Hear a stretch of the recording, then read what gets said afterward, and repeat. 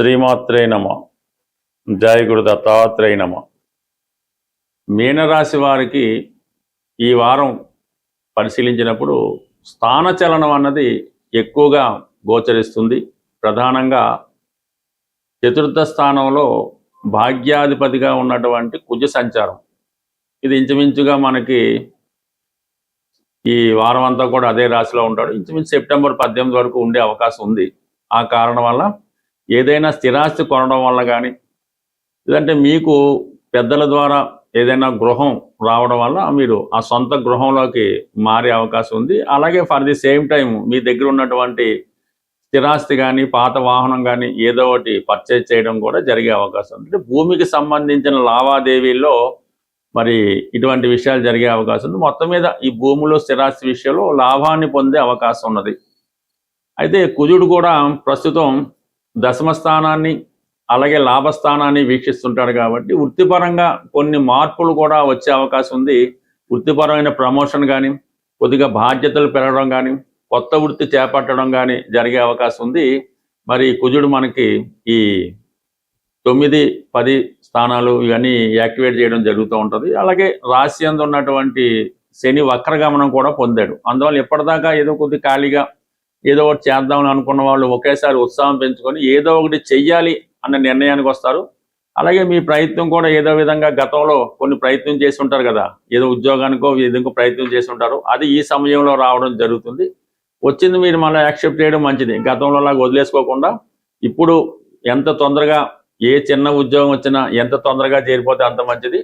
ఆటోమేటిక్గా మీకు తర్వాత మళ్ళీ బెటర్ ఉద్యోగం రావడం జరుగుతుంటుంది. అంటే ఎప్పుడైతే శని మళ్ళీ డైరెక్ట్ పొందాడో అప్పుడు మళ్ళీ మీకు మంచి ఉద్యోగం లాంటిది వస్తుంది. ప్రస్తుతానికి మాత్రం చేరిపోవడం మంచిది. బట్ ఏదైనా గురువు యొక్క దృష్టి అంటే దశమాధిపతి దృష్టి కూడా శని మీద పడుతుంది. ఇవన్నీ కూడా జాతకుడికి కొంత ఉత్సాహాన్ని, కొంత కొత్త ఉద్యోగాన్ని, కొంత యాటిట్యూడ్ని ఇచ్చే అవకాశం ఉంది. ఇక ప్రధానంగా మిగతా గ్రహాలు పరిశీలించినప్పుడు మనకి సప్తమ స్థానంలోకి శుక్రగ్రహ సంచారం. ఒక విధంగా శుక్రుడు మరి తృతీయ స్థానాధిపతిగా సప్తమంలోకి రావడం వల్ల కొన్ని కొత్త పరిచయాలు ఏర్పడే అవకాశం ఉంది. అది వివాహం రూపంలో రావచ్చు, భార్య రూపంలో రావచ్చు, కొత్తగా ఏదైనా తెలుసున్న ఫ్రెండ్ సర్కిల్ ద్వారా కూడా కొంత కొత్త స్త్రీ మీ జీవితంలో ప్రవేశించడం కానీ, వారితో మీరు ఏదైనా పరిచయం పెంచుకోవడం కానీ జరిగే అవకాశం ఉంది. ఇక్కడ మీకు అంటే జన్మశని కూడా నడుస్తుంది. మీరు ఇంకా అదే పద్ధతిలో ఉంటే మాత్రం ఈ విధంగా కూడా కొంత ఈ పరిచయాలు ఏర్పడతాయి. మళ్ళీ మీరు మారి కొత్తగా జీవితం స్థిరపడాలంటే ఒక విధంగా ఉంటుంది. అది ఏదైనా మీ ఆలోచన బట్టి మీ జీవితంలో ప్రవేశించే స్త్రీ ఉండబోతుంది కాబట్టి దాన్ని బట్టి మీరు ఆలోచించుకొని ఒక నిర్ణయం తీసుకోవడం అన్నది మంచిది. బట్ ఏదైనా కొన్ని కొత్త అనుభవాలు, కొన్ని కొత్త సుఖాలు ఈ జీవితంలో ఇప్పుడు మీకు రావడం జరుగుతుంది. అది మీరు 99% అవాయిడ్ చేసుకోవడం మంచిది. ఎందుకంటే ప్రస్తుతం మీకు ఉన్నటువంటి స్థితి ప్రకారం ప్రస్తుతం ఉన్న సమస్యల్లో మరొక కొత్త సమస్య ఏర్పడే అవకాశం ఉంది. కాబట్టి సాధ్యమైనంత వరకు పరిచయం లేని స్త్రీలతో కానీ, కొత్తగా పరిచయం అయ్యే స్త్రీలతో కానీ, లేదంటే ఈ ఫేస్బుక్, ఇన్స్టాగ్రామ్ వాటి ద్వారా పరిచయాలు కానీ పెంచుకోవడం వల్ల మీకు నష్టమే తప్ప ఎటువంటి పరిస్థితుల్లో కూడా లాభం ఉండే అవకాశం లేదు. ఏదో ఖాళీగా ఉన్నాం కదా కాలక్షేపం అనుకుంటే మాత్రం అది మొత్తం అంతా ఖాళీగా ఉండే అవకాశం ఉంటుంది జీవితాంతం. బట్ ఈ విషయంలో కొంత జాగ్రత్తగా వ్యవహరించండి. బట్ వెయిన్లో ఉన్నటువంటి రాహు కూడా మీకు ఎవరైతే మిమ్మల్ని ఉపయోగించుకొని డైరెక్షన్ ఇస్తుంటారో వాళ్ళని కొంత దూరం అన్నది పెట్టడం మంచిది. బట్ ఏదైనా ఇప్పటికైనా కొంత మార్పు అన్నది మీకు రావడం జరిగింది. ప్రధానంగా ఏంటంటే గురువు, రాష్ట్రాధిపతి గురువు ఉచ్చస్థితిలో అత్యంత బలవంతుడై ఉండడం వల్ల ఏంటంటే మీకు ఈ శని యొక్క ప్రభావం తగ్గుతూ ఉంటుంది. ప్రయత్నపూర్వకంగా మీ బలహీనతలను తగ్గించుకోవచ్చు. విద్యార్థులు చదువు మీద దృష్టి పెంచవచ్చు. నిరుద్యోగులు ఏదైనా ఉద్యోగంలో ప్రవేశించడానికి అన్ని అవకాశాలు రావడం జరుగుతుంది. అయితే ఏంటంటే మీరు ఒక అడుగు ముందుకు వేస్తే 10 అడుగులు వాటికవే ముందుకెళ్ళే అవకాశం ఉంది. కాబట్టి ఇప్పటికైనా మరి మన మీనరాశి వారు మేల్కొని తిరిగి మీ జీవితాన్ని పునఃప్రారంభిస్తే అతి తొందరలో మీ యొక్క ప్రగతిని చూసి మీరే ఆశ్చర్యపోయే విధంగా ఉంటుంది. ప్రధానంగా ఈ శ్రావణ మాసంలో మనం ప్రవేశించాం కాబట్టి ఆర్థిక పరంగా విపరీతమైనటువంటి రుణ సమస్యలు ఎవరైతే ఉన్నారో వారి యొక్క బాధలు తీరడానికి, అంటే మీ యొక్క బాధ్యతలు తీరడానికి, అప్పులు తీరడానికి శ్రావణ మాసం చాలా ఉపయోగపడుతూ ఉంటుంది. అందువలన స్త్రీ పురుష భేదం లేకుండా ఎవరైతే ఆర్థిక సమస్యలతో ఉన్నారో రేపు 18వ తారీఖున శ్రావణ మంగళవారం, అలాగే 21వ తారీఖు శుక్రవారం శ్రావణ శుక్రవారం, అది వరలక్ష్మి వ్రతం అందరికీ తెలుసు.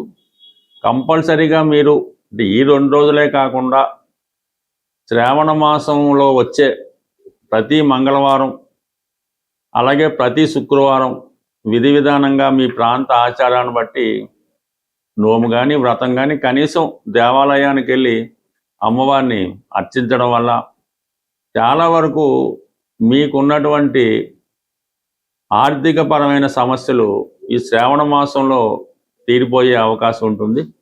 ఎక్కువగా ఈ శ్రావణ మాసంలో శనగలు, అంటే మామూలుగా ఈ కొమ్ము శనగలు అంటారు, శనగలు అంటారు, వాటిని ఈ మంగళవారం రోజు అలాగే శుక్రవారం రోజు నానబెట్టినటువంటి శనగలు, అలాగే ఏదైనా ఒక ఫలం అంటే నేరేడు ఇప్పుడు అవి దొరకవు, కానీ మారేడు ఫలాలు కూడా దొరకవు, దానిమ్మ ఫలం అంటే అనేక విత్తనాలు అందులో ఉంటాయి కాబట్టి ఈ శనగలతో పాటు ఈ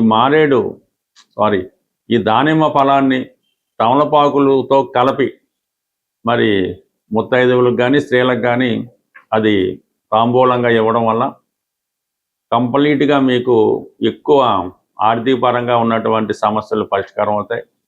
లేదు ఇవన్నీ మన వల్ల కాదనుకుంటే చక్కగా మంగళవారం కానీ శుక్రవారం కానీ ఓ పావు సేరో పావు కేజీయో శనగలు చక్కగా నానబెట్టి అది ఆవుకి నైవేద్యంగా పెట్టడం వల్ల, అంటే ఆవుకి ఆహారంగా పెట్టడం వల్ల కూడా మీకు ఈ రుణ సమస్యలు బయటపడే అవకాశం ఉంది. అలాగే ఇంకా అవకాశం బట్టి ఆంజనేయ స్వామి టెంపుల్లో ప్రతి మంగళవారం కూడా స్వామివారికి సింధూరంతో అభిషేకం చేయడం వల్ల కూడా మీకు ఆర్థిక పరంగా ఉన్నటువంటి సమస్యలు పరిష్కారం. అంటే ఇది శ్రావణ మాసం అన్నది లక్ష్మీ అమ్మవారికి సంబంధించినటువంటి ఇష్టమైనటువంటి మాసం. ఆ సమయంలో మీరు మరి వెంకటేశ్వర స్వామిని ఆరాధించినా, విష్ణుమూర్తిని ఆరాధించినా, విష్ణు సహస్రనామం పారాయణ చేయడం, అలాగే హనుమంతుడు అదే సంబంధించింది కాబట్టి ఏదైనా మీ యొక్క నమ్మకాన్ని బట్టి అంటే ఫలితం కూడా తొందరగా రావడం జరుగుతుంటుంది. అలాగే శ్రావణ మాసంలో కూడా మనం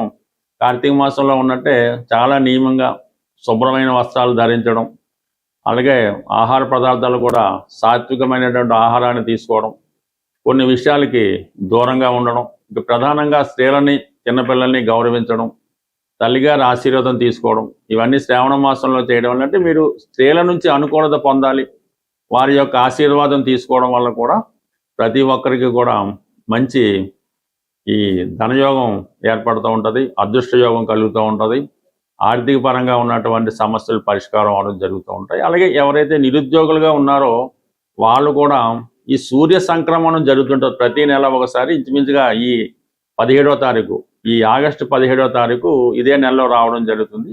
ఆ సూర్య సంక్రమణం జరిగే రోజు కంప్లీట్గా మీరు ఉపవాసం ఉండవలసి ఉంటుంది. ఉపవాసం ఉంటూ ఆ సూర్య భగవాను ఆదిత్య ఉదయంతోనో సూర్యాష్టకంతోనో పారాయణ చేసుకుంటూ అది మీ తండ్రి గారిని కానీ గురువు గారిని కానీ వారి యొక్క ఆశీర్వాదం తీసుకోవడం వల్ల మీకు తొందరగా ప్రభుత్వ ఉద్యోగం కానీ ప్రైవేట్ ఉద్యోగం కానీ వచ్చే అవకాశం ఉంది. ఇది 1 నెలతో సరిపోదు. ప్రతి సూర్య సంక్రమణం రోజు విధి విధానంగా మీరు మీ ఆచార ప్రకారం పెద్దలు చెప్పిన దాని ప్రకారం సూర్య భగవాన్ని ఆరాధించడం వల్ల కంప్లీట్గా మీకు అటు అనారోగ్య సమస్యల నుంచి బయటపడతారు, నిరుద్యోగ సమస్య నుంచి బయటపడతారు, మంచి సంస్కారం, మంచి ఆరోగ్యం, మంచి యశస్సు మీకు రావడం లభిస్తుంది. స్వస్తి.